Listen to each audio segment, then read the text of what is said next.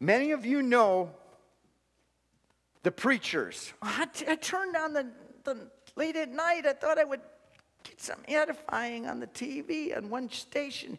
And a guy was hawking stuff like holy oil to put on yourself. And, and then I turned the station to another one. And it was, whoa, man. It was another one selling indulgences like in the old days. I mean, you send your money in here, the prayer cloth, I'll give it to you here. This is, I don't watch that kind of stuff. And I warn you, in the watching of that stuff, it seeps into you. It will leach into you. It appeals to your flesh because it says, I have something for you. And if you would just give me this, I will give you what you really need in this life. Bait and switch. Blatantly enticing followers to sow into their ministries in order that they might become rich.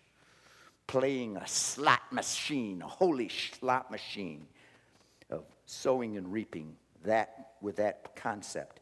They encourage believers to name it and claim it. Whatever they desire to possess, set your eyes on it and say it's mine.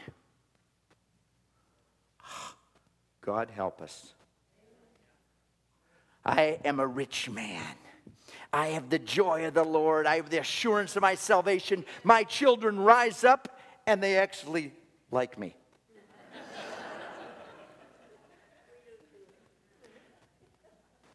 Someday they'll call me blessed. Usually that's from a casket. But in the meantime, I have a wife who does that because she's godly, very godly, and has to.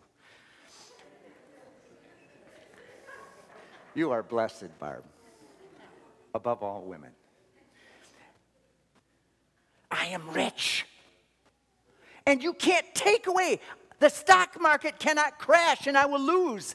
I will lose things, but I will not lose anything of value to me. Lay up for yourselves treasures in heaven that you might overflow with life and riches for a world that is so depraved and hungry for somebody who's got something that they can give them. You may not have silver and gold, but you have something to offer, and that's the love of God and the power of God and the deliverance of God for this needy world.